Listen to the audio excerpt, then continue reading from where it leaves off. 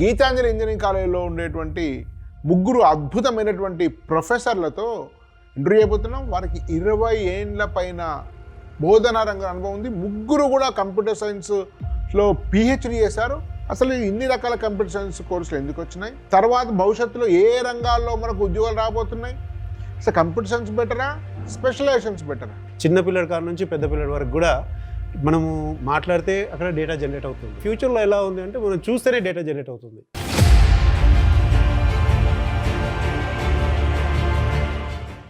ఈ మొబైల్కి ఎప్పుడైతే మూవ్ అయ్యాయో నెక్స్ట్ జనరేషన్లో ఇవన్నీ ఏఐ ఎనేబుల్తో హ్యూమన్ ఫ్రెండ్లీగా డెవలప్ అవ్వడానికి ఈ అప్లికేషన్స్ అన్నీ అవన్నీ హ్యూమన్ ఫ్రెండ్లీ.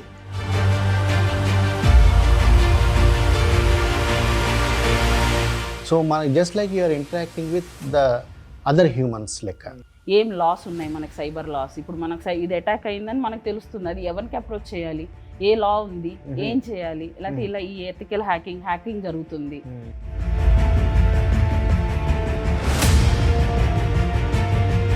అలాంటి బేసిక్ నాలెడ్జే నేర్చుకుంటాడు వాడు బీటెక్లో ఉన్నప్పుడు. అదే ఎంటెక్ వెళ్ళినప్పుడు కొంచెం అడ్వాన్స్ లెవెల్లో అప్లికేషన్ ఓరియంటెడ్గా చేస్తాడు.